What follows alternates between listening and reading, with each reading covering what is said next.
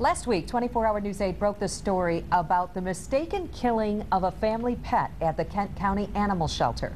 Our Target 8 investigators have been looking into the death of another dog put down within minutes of arriving at that shelter as her owners were out looking for her. Henry Erb has that story tonight.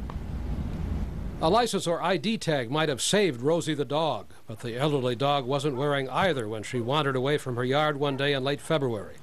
Her owners say they had given her a bath the night before and hadn't put her collar back on yet. Rosie didn't get far, according to shelter documents that we obtained through the Freedom of Information Act. A Good Samaritan found her here at the corner of Oakwood and Graceland. Rosie lived right around that next corner and up 4 houses. The owners say they let Rosie out at around 11:55 that morning. 40 minutes later, she was booked into the Kent County Animal Shelter. And in 10 or 15 minutes, she was dead, euthanized by shelter staff because Rosie was quickly found to be obviously in a state of very serious suffering because of its numerous health issues, chronic health issues. In fact, undue suffering is the legal trigger that allows shelters to immediately euthanize dogs. Otherwise, they're required to hold an untagged dog for 4 days. An internal report says Rosie was moderately dehydrated, underweight, and unstable on her legs. But they focused on a large grapefruit-sized tumor. The health department's Adam London, in charge of the shelter, insisted on holding up a picture of the dead dog, showing the tumor throughout our interview. If the dog didn't have that mass, would it have been a candidate for euthanasia? Yes. Now, we may have been able to hold on to it for a period longer, but certainly the mass is the most extreme risk to its health immedially. But the dog's owner, Linda Aardema, says Rosie had that tumor for years, that Rosie was 17 years old, roughly the equivalent of a 119-year-old human, and that a veterinarian had diagnosed the growth as a cyst, a fatty tumor.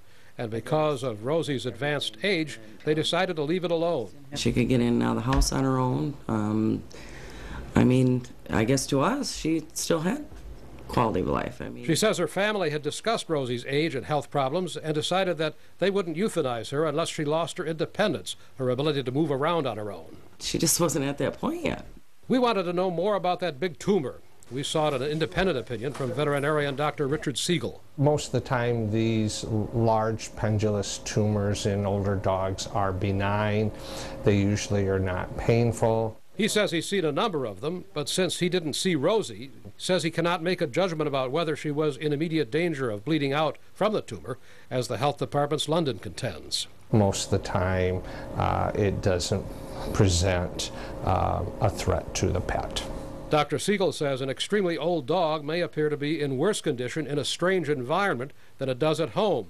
So he says the shelter and the Aardemas may both be right from their own perspectives. Pain and suffering is very subjective.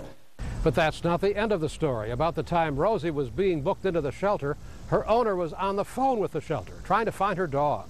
I said there would be no mistaking her if she came in, you know, because of her appearance. And Linda Aardema says she was terrified that they'd kill her dog because of the tumor. At this point, I'm in tears, and I asked, you know, will you euthanize her when she comes in the door if she looks like this? And the lady, almost disgusted that I asked, said, that's absolutely ridiculous. And I quote this, we are not allowed to destroy your property. Rosie arrived at the shelter at 12:35. Aardema says she called at around 12:40. Documents show the decision to kill Rosie was made during a 12:44 phone call between the shelter program director and the staff veterinarian, 9 minutes after Rosie came in. There just physically wasn't the time, the opportunity for that communication for that to take place. But the fact is, the receptionist never passed the information on to the animal care staff. According to the staff person who made the decision, she didn't know anyone was looking for Rosie until an hour later when a family member showed up. Our staff, our veterinarian and our animal care staff at Solid Dog had no idea that a phone call had been made, and it's not our policy to communicate like that. People are told they can come in, they have 4 days, and they're more than welcome to look in our kennels to see if there's an animal there that's theirs. London says if they had known someone was looking for Rosie, they wouldn't have killed her. I don't want this to happen to anybody else. It was awful. In Grand Rapids, I'm Target 8 investigator Henry Erb.